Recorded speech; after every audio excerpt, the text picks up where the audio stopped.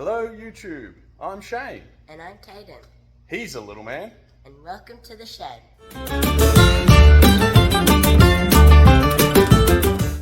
Hey guys, we're back working on a Jeep today. So today we're going to try and fit this in, the Inline Thermostats thermostat and housing. Any of you who have watched that previous video on the options I've mucked around with, I'll put a link in the description for that one. Aha, getting better at this YouTube thing. Anyway, so I won't go into details exactly what it is. You can see that other video if you want, or Google it. Anyway, I will just we'll go over the bench. I'll pull this apart and just show you a few things with it and with assembling, and we'll go through fitting it in. Alright guys, so this is the unit itself. Now something that I wasn't overly fond of was these bolts. Done down, there's no nothing holding it in apart from the friction on it. Yeah, I know that they've got the whatever you call it, the serrated edge on the nut, but I wasn't overly a fan of that. At least in Australia, doing some outback touring, there's just lots of corrugations, and just bolts and nuts have a habit of slowly undoing. It's not something that you want to have done on this. So what I've done is I've gone out, bought some longer M10 bolts. I got nylock washers, but then I've just got a washer and a spring washer as well, just to make sure that this stays together. I've also gone out and grabbed some hose clamps, because obviously the hose is getting cut and we're going to have a hose clamp on either end. That obviously didn't come with the kit. Alright, so this is the thermostat itself. From my understanding, it is a basic, essentially a GM thermostat. So I've bought a 180 degree thermostat, which is 82 odd degrees Celsius. Anyway, the big difference, or the thing with this one is it's just got a little hole drilled in it. All stamped in it. Anyway, that's done by Inline Thermostats. That's just what they do. It will help if something does fail. Tiny little bit of water still going to flow through it, I guess, helping getting air out of the system and all that type of jazz. Anyway, so it comes with these two paper gaskets. The recommended upgrade is to this silicon one, so that's what I've done. And basically, it doesn't matter what side of the thermostat it goes on, this just sits on, and it's got a raised ridge around both sides. So it sits on, and then the thermostat, making sure that the this is the coming from the engine, so the spring and the thermostat housing, well, the thermostat piece itself goes towards that, and this just sits nicely in there. Then we bolt it all together. So like I said, I've got some extra longer bolts and everything. I'll put that together. I don't think I'll be able to do that on camera because I'll probably drop something. But I'll put this together. If for some reason it does leak or it doesn't work, I will keep these bolts off to the side in a safe location. I can swap them back if anything happens. So anyway, let's get that done. Alright, so that's now together. The other thing that I should have mentioned was yesterday I took this bung out. So this is a design where you can have an external sensor put in here. I took that out, put some silicon, like RTV, whatever the hell you want to call it, around on the threads on that, and put it back in. So it's been curing overnight. Alright, that's back in. Obviously slightly longer bolts. Hopefully it'll be all good. And we'll just see what happens now. I'll go try and fit this into the car. Alright, so regardless of what intake you have, it has to come off. As you can see, the top radiator hose, the thermostat will sit there. It goes down to the factory thermostat that is down here underneath the intake. You can't access it without it, and that's one of the reasons why I want to put it up here, to alleviate the issues that occur with this. Anyway, so you can pull the grill off. There is a petcock or something down here-ish that you can drain the radiator out with and all that type of jazz. I'm not going to bother. I'm just going to make a mess. I'll take the upper radiator hose off. I'll loosen that off and take that the thermostat housing off as well. So let's get into that. At the moment it's not too bad. I have been driving this morning, but I've been letting it cool down for the last hour or so, so might be a little bit warm, but not burny.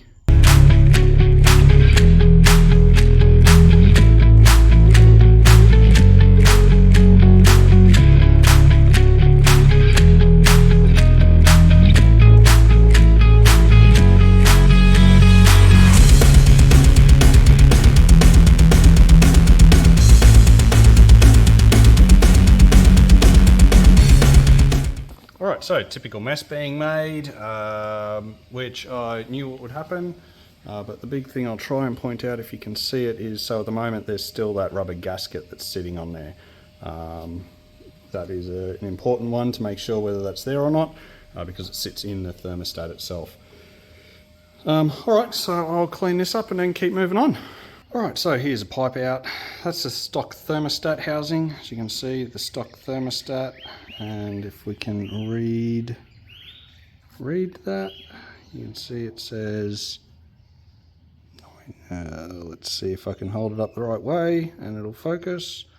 It says 95 on it, so it's a 95 degree thermostat. So essentially I'm putting one in that is going to be a good kind of 10-12 degrees lower as far as its opening temperature.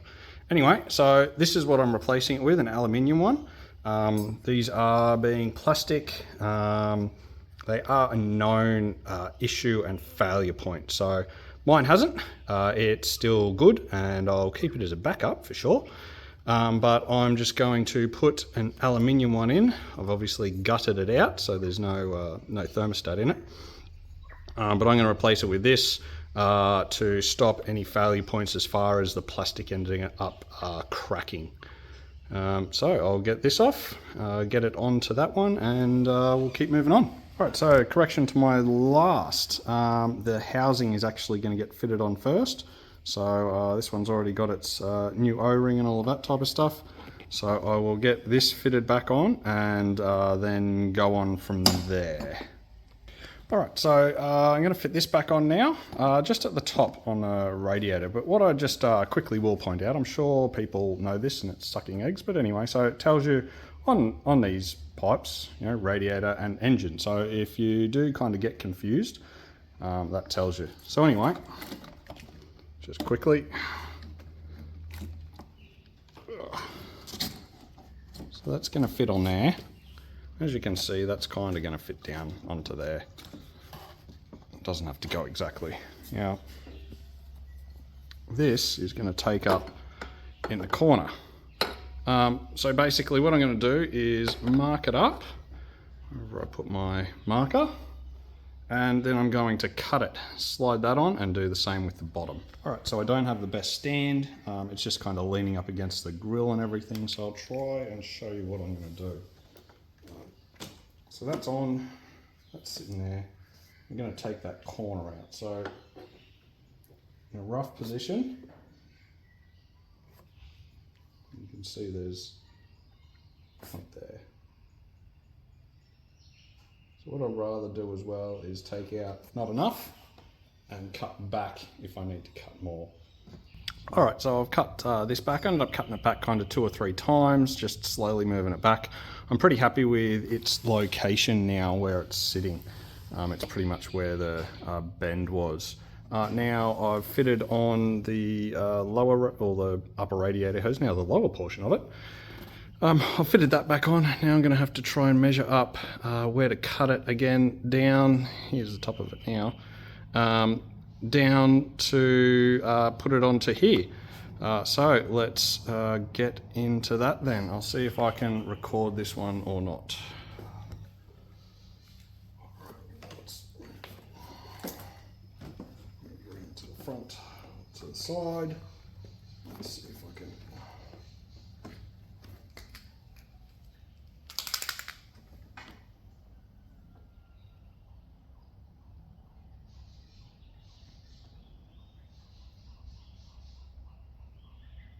let's see how that goes. All right, so I've got the bottom cut, I've got the top cut. It's in position. It actually seems pretty sturdy where it is, and I'm pretty happy with that where it is now. So I'll go through, put the hose clamps back on. I've got hose clamps to go on the top and bottom of the housing itself. And what I might actually try and do, who knows if it'll work or not, but I might try and cut and put this back on, both the top and the bottom, along with these little clamps that held it on in place. Don't know if I'll be able to, but I'll give it a try anyway, just see what happens. Alright, so it's all on. Hose clamps are back on, both top and bottom. Hose clamps are on the thermostat housing itself. Thermostat housing's done up. I guess all that's left to do now is to fill the radiator back up and start it up, see what happens. So let's get on to that.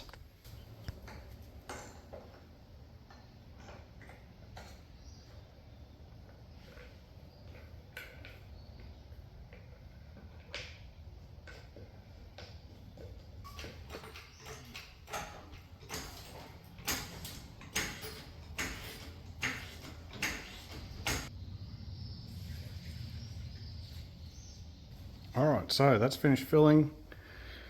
There's no obvious leaks from anywhere.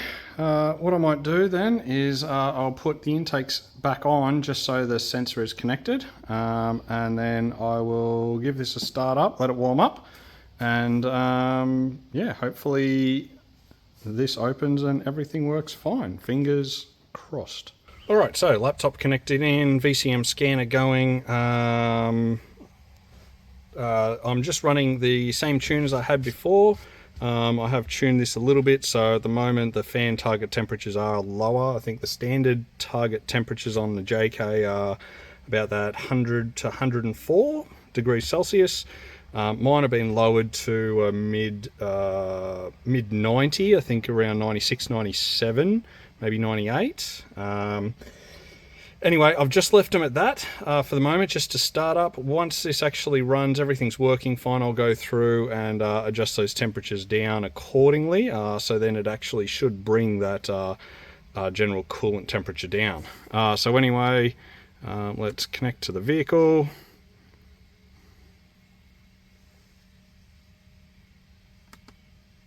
There we go. All right, now if we hit start scan, you can see my engine coolant temp there, 49 as it stands right now. So let's give it a kick over and see what happens. Alright, so I've had this going for about 15 minutes now. I've cycled the aircon through hot and cold. I mean, I think the peak of it hit 85 degrees, even without changing anything. Coming around the front, it's all running fine. There's a few bubbles that popped up through this, not too many though, but no, it's all good. There doesn't seem to be any leaks coming out of it anyway, so I am really happy with this install so far. Alright guys, I'm going to call this good and happy now. What I'm going to do is I will turn it off, I'll put everything back together, and I'm going to take it for a quick drive around the block. Put a bit of load onto it, put a bit more heat into the engine. I imagine it's probably going to rise, the temperature will rise up a little bit more. As I said, I'm still have the old tune that I've got in it. I will adjust that at a later date and get it done, just to lower those fan target temperatures to make the most of it. But basically I'm really happy with that. This install took me under 2 hours. And I'm numpty with it. So I cut the hoses multiple times, just slowly going down. It took my time with it. What's the saying? Measure twice, cut once. But yeah, so far, it's obviously only been 15 minutes, but the install on it was pretty easy. I'll give you an update on it later on, but considering how it's all going, I will say that that's good, and this is a sign off. Have a good one.